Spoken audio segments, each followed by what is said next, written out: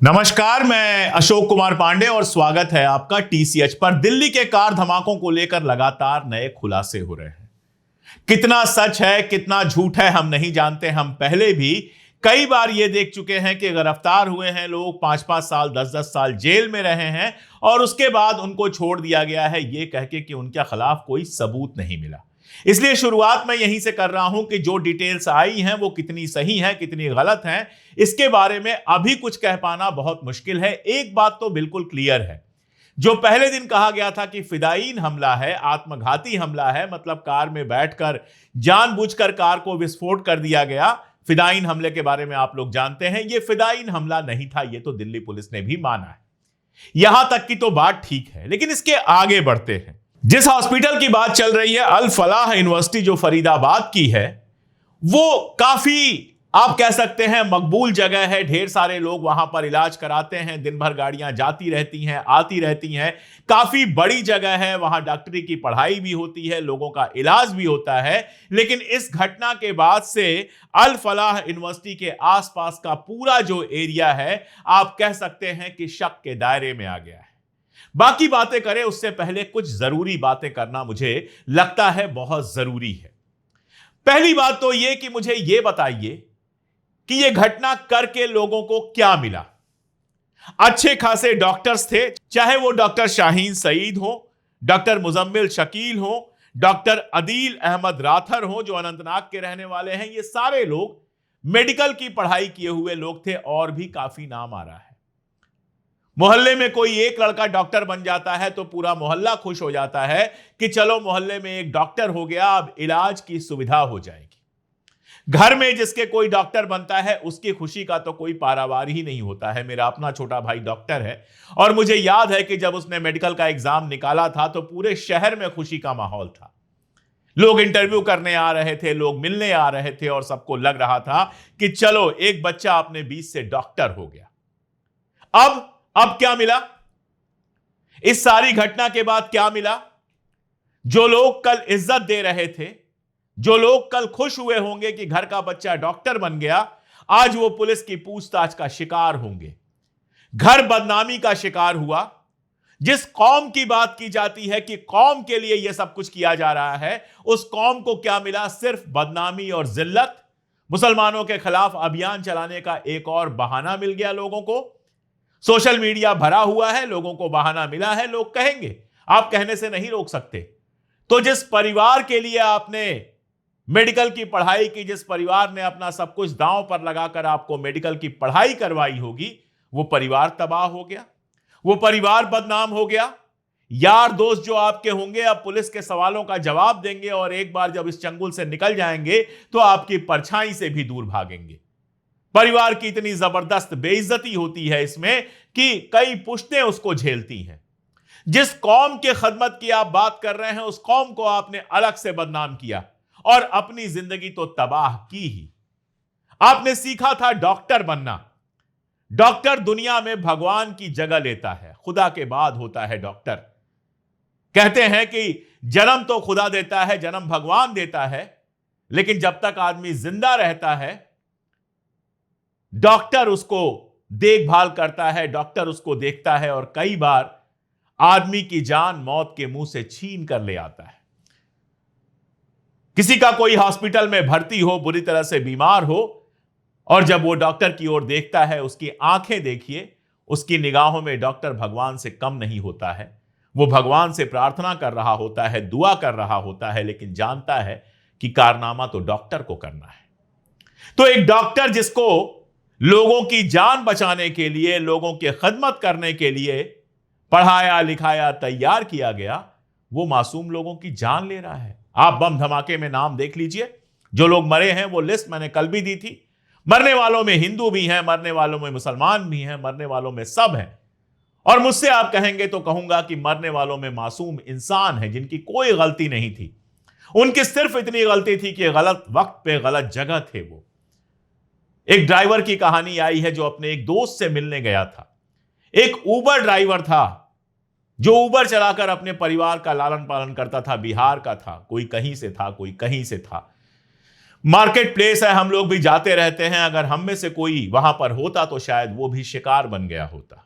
जरा मुझे बताइए कि कौन सा मजहब ऐसे मासूम लोगों को निर्दोष मारने की वकालत करता है? कौन सा धर्म है दुनिया में, हिंदुत्व, इस्लाम, जियो, ईसाई, बौद्ध, आप नाम लेते चले जाइए, दुनिया में क्या कोई ऐसा मजहब है जो सिखाता है कि मासूम लोगों का कत्ल कर दो?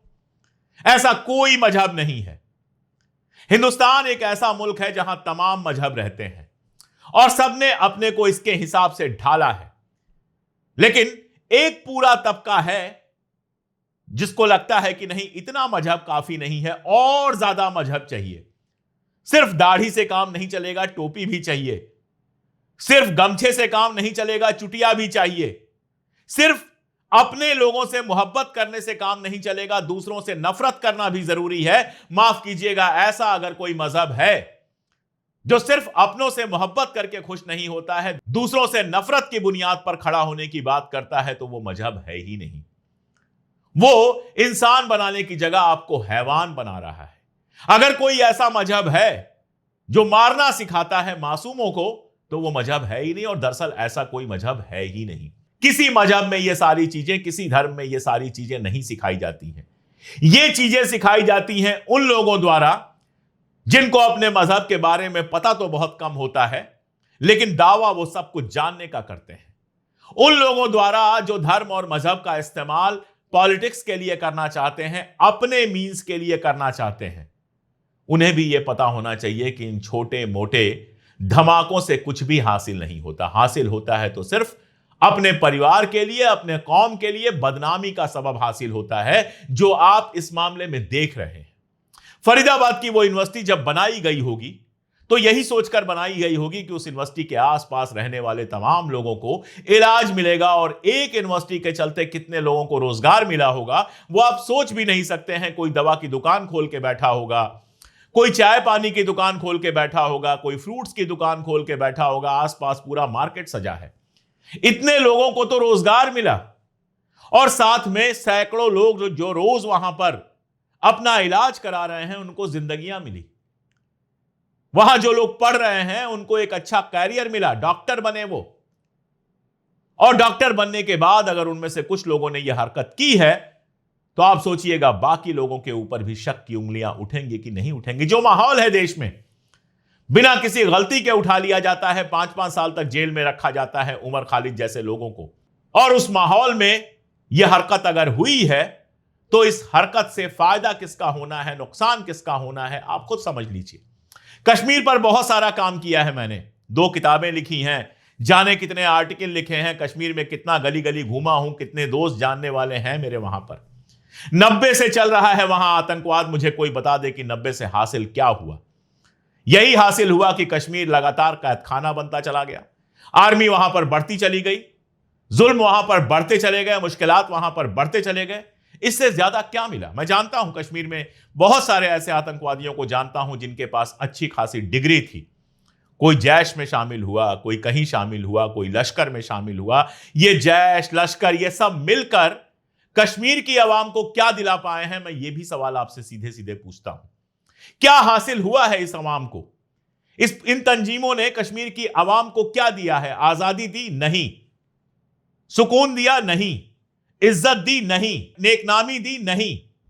कश्मीर के नाम पर झंडा उठाए, देश दुनिया में लोग आपको दिख जाएंगे, सेमिनार्स होंगे, बड़े बड़े भाषण दिए जाएंगे, रात को कबाब बिरयानी खाएंगे, और फिर हवाई जहाज में बैठ के अपने 4 बेडरूम के फ्लैट में जाकर आराम से एसी चलाकर सो जाएंगे। लेकिन इन सब का जो झेल रहा है वो आम कश्मीरी झेल रहा है, मैं जानता हूं। और जब मैं कह रहा हूं तो पूरे दावे के साथ कह रहा हूं। मैं गया हूं कश्मीर के गांवों में, मिला हूं लोगों से, जानता हूं कासो क्या होता है। बहुत सारे दिल्ली में कश्मीर एक्सपर्ट घूम रहे हैं। आप जरा एक बार पूछिए कि कभी देखा है कासो क्या होता है? कभी पता है कि जब कार्डन एंड सर्च ऑपरेशन होता है और पूरे गांव की तलाशी ली जाती है, मर्दों को किनारे कर दिया जाता है, औरतों को घरों में छोड़ दिया जाता है, तो किस तरह की दहशत बच्चों के चेहरों पर पैदा होती है? यही हासिल है, यही मिला है। क्या मिला? हिंदुस्तान जैसे मुल्क में अल्पसंख्यकों के साथ जो कुछ हो रहा है वो दुनिया जानती है, और हमारे जैसे लोग रोज आवाज उठाते हैं और इसीलिए अपनी कौम के बीच भी कई बार दुश्मन की तरह देखे जाते हैं। एंटी हिंदू कह दिया जाता है, एंटी इंडिया कह दिया जाता है। जिस देश से हमारी इतनी मोहब्बत है, जिस देश की गोद में हम पैदा हुए हैं और जिस देश की गोद में मर जाएंगे, तमाम बुलावे आते हैं, तमाम तरीके लोग बताते हैं यहां बस जाइए, वहां बस जाइए, लेकिन हम मुस्कुरा के कहते हैं कि नहीं, इसी मुल्क में पैदा हुए हैं और इसी मुल्क में आखिरी सांस लेंगे, कहीं नहीं जाएंगे। भले दिल्ली की हवा में जहर हो, लेकिन दिल्ली वालों के साथ, गरीबों अमीरों सबके साथ उस जहर के खिलाफ लड़ेंगे। वो जहर छोड़ के भागेंगे नहीं। हमें भी जाने क्या क्या कह दिया जाता है, और मैं कोई अकेला नहीं हूं, मैं तो बहुत छोटी सी चीज हूं। इस देश में हिंदुओं का बड़ा तबका अल्पसंख्यकों के खिलाफ चल रहे अभियान की मुखालिफत करता है, और इस देश में मुसलमानों का बड़ा तबका हिंदुओं के साथ मिलजुल कर रहने की वकालत करता है। सैकड़ों मुस्लिम दोस्त हैं मेरे, बचपन से दोस्त रहे हैं, ऐसे दोस्त हैं जो बचपन में बने और आज तक दोस्त हैं। मैं जानता हूं वो साथ मिलजुल कर रहना चाहते हैं। अगर उन्हें कहीं ऐसी जगह बसा दिया जाए जहां केवल उनके ही कौम के लोग हों तो शायद बोर हो जाएंगे। उन्हें हिंदुस्तान की मिली जुली संस्कृति में रहने की आदत है, जहां मंदिर का घड़ियाल भी बजता है, जहां मस्जिद से अजान भी उठती है, जहां चर्च भी है, जहां गुरुद्वारा भी है। मेरे दफ्तर अगर आप आना चाहेंगे तो आपको इन सबको क्रॉस करके आना पड़ेगा, क्योंकि बमुश्किल 2 किलोमीटर के घेरे में मंदिर भी है, गुरुद्वारा भी है, चर्च भी है, मस्जिद भी है, और सब अपना अपना आराम से काम करते हैं। किसी को किसी से कोई दिक्कत नहीं होती है। हम उस पीढ़ी के लोग हैं जो मंदिर के सामने से गुजरते हैं तो भी सर झुक जाता है, मस्जिद के सामने से गुजरते हैं तो भी सर झुक जाता है, जो आराम से जाकर गुरुद्वारे के लंगर के सामने भी खड़े हो जाते हैं, और अगर इफ्तारी चल रही है तो वहां भी आराम से खड़े होकर लोगों से बात कर लेते हैं, इफ्तारी चख लेते हैं, और मंदिर के सामने प्रसाद लेने से भी शर्म नहीं आती है। हम उस पीढ़ी के लोग हैं, हम उस कल्चर के लोग हैं। मैं नहीं जानता कि पश्चिम एशिया में कैसा इस्लाम है, मुझे नहीं पता। मुझे नहीं पता कि यूरोप में क्या है, मुझे नहीं पता अफ्रीका में क्या है। मैं हिंदुस्तानी हूं और मुझे पता है कि हिंदुस्तान में चाहे वो इस्लाम हो, चाहे हिंदू धर्म हो, चाहे कोई भी धर्म हो, सबने मिलजुल कर रहना सीखा है। मैंने देखा है हिंदुओं की शादियों में नाचते हुए मुसलमान दोस्तों को, मुसलमानों की शादियों में नाचते हुए हिंदू दोस्तों को देखा है। मैंने गुरुद्वारे में सर झुकाते हिंदुओं को देखा है। मैंने मंदिरों में सजदा करते सिखों को देखा है, और मैं जानता हूं ये मेरे देश की रवायत है, और इस रवायत पर मुझे फक्र है। हिंदुस्तानी होने पर मुझे फक्र है, क्योंकि हम एक ऐसे मुल्क के निवासी हैं जहां सब मिलजुल कर रहा करते थे। लेकिन कट्टरपंथ सबका दुश्मन है। सबसे बड़ा दुश्मन तो वो अपने मजहब का है। जब हम हिंदू धर्म के कट्टरपंथ पर लगातार बोलते हैं, जब मस्जिदों के सामने नाचने वाले लोगों पर सवाल उठाते हैं, तो इसलिए क्योंकि ये जो पूरा कट्टरपंथ है ये हमारे धर्म को, हमारी आने वाली पीढ़ियों को तबाह कर रहा है। और इसीलिए आज मुझे ये कहने में कहीं कोई शर्म नहीं है, और मुझे लगता है ये मेरी जिम्मेदारी है कि ये सवाल सबको खुद से पूछना होगा। मुसलमानों के अंदर भी जिस तरह का कट्टरपंथ भारत में लाने की कोशिश किया जा रहा है, वो भारत की मूल संस्कृति के खिलाफ है। एक ऐसी कौम को जो सदियों से मिलजुल कर रहती आई है, उसको अगर आप ये भरोसा दिलाना चाहते हैं कि नहीं भाई, तुम्हारा तो जो कुछ है वो उम्मत में ही है, उम्मत के जो बाहर है वो तुम्हारा दुश्मन है, तो ये भारत में रह रहे मुसलमानों के लिए तो बहुत ज्यादा मुश्किल पैदा करने वाला होगा। और उम्मत की बात करते हैं तो फलस्तीन को याद कीजिए। सैकड़ों वीडियोस मैंने फलस्तीन पे बनाए हैं, और अक्सर ये सवाल पूछा है कि कहां थी तब वो उम्मत जब फलस्तीन पर लगातार कब्जा हो रहा था, जब गजा के बच्चे मारे जा रहे थे, तो उम्मत कहां थी। मैं अभी डेनमार्क में था, और डेनमार्क में एक रेलवे स्टेशन पे ट्रेन का इंतजार कर रहा था। अचानक 30-40 लोग आए, उन्होंने घेरा बनाया, उनके हाथ में फलस्तीन के झंडे थे, और उन्होंने फ्री पैलेस्टाइन के गाने गाने शुरू कर दिए। मैं भी उनके साथ शामिल हो गया। एक वीडियो बनाया मैंने, वो वीडियो इस समय स्क्रीन पर आप देख रहे हैं। जरा ये चेहरे पहचानिए, ये यंग बच्चे डेनमार्क के डेनिश बच्चे हैं। ये ईसाई होंगे, ये दूसरे मजहब के होंगे, लेकिन फलस्तीन के लिए आवाज उठा रहे थे। अगर सिर्फ उम्मत का मामला होता तो ये आवाज नहीं उठाते। अगर सिर्फ उम्मत का मामला होता तो किसी अशोक कुमार पांडे को, किसी रवीश को, किसी अभिसार को वीडियोस बनाने की जरूरत नहीं थी। यह मामला इंसानियत का था, और इसीलिए दुनिया भर के इंसान आए फलस्तीन के पक्ष में। और इसीलिए भारत की जब बात मैं करता हूं तो बहुत साफ करता हूं कि भारत का अगर कोई फ्यूचर है, अगर कोई हमारा भविष्य है तो वो सिर्फ और सिर्फ मिली जुली संस्कृति में है, सिर्फ और सिर्फ मिलजुल कर रहने में है। मैं ये नहीं मानता कि आस्तिक जो होते हैं वो कट्टर होते हैं। बहुत सारे लोग कहते हैं कि अगर आप धार्मिक हैं तो आप कट्टर हैं। मैं नहीं मानता। महात्मा गांधी आस्तिक थे, हिंदू थे, लेकिन कट्टर नहीं थे, सबको साथ लेकर चलते थे।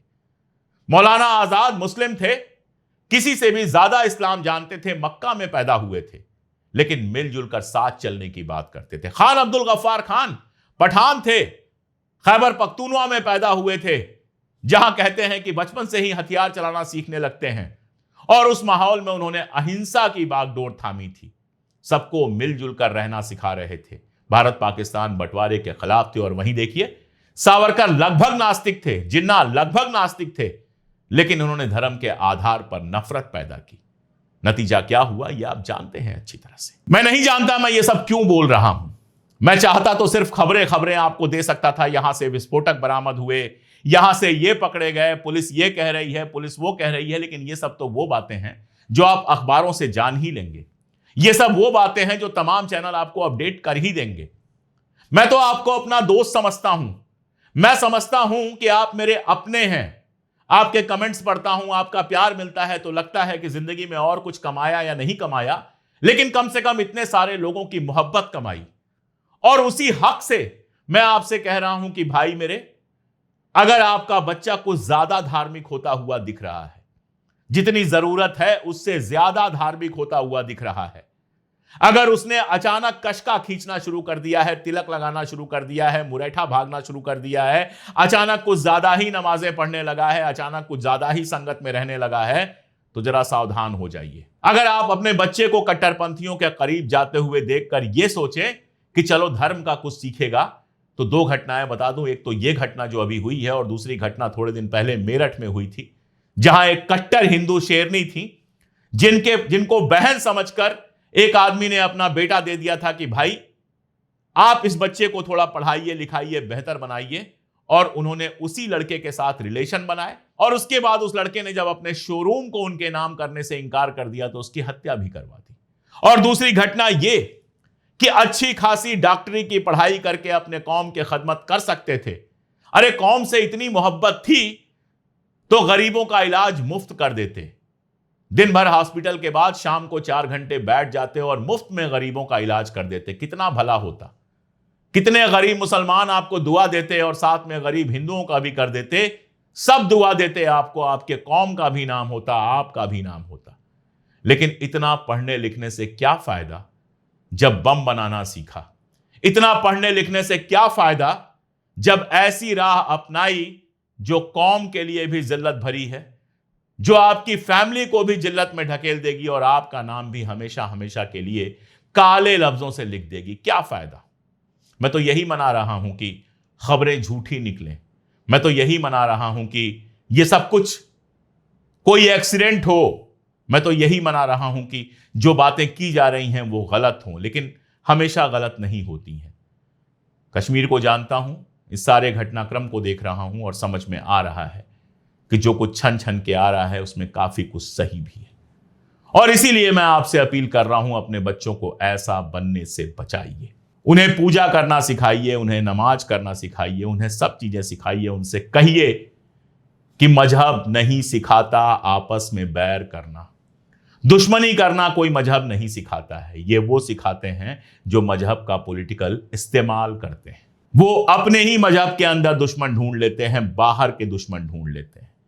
और जब कोई इंसान दोस्त की जगह दुश्मन ढूंढने पर आमादा हो जाए तो समझ लीजिए कि वो सिर्फ और सिर्फ तबाही का सबब बन सकता है। ये बातें मुझे आपसे कहनी थी, मैंने कही, मुझे ज़रूरी लगी। आपका इस पर क्या कहना है, आप क्या सोचते हैं, कमेंट में मुझे बताइएगा। मैं वाकई बहुत चिंतित हूं इस घटना को लेकर, और मैं चाहता हूं कि ऐसी घटना हिंदुस्तान में दोबारा बिल्कुल ना हो। आज के लिए इतना ही, बहुत शुक्रिया।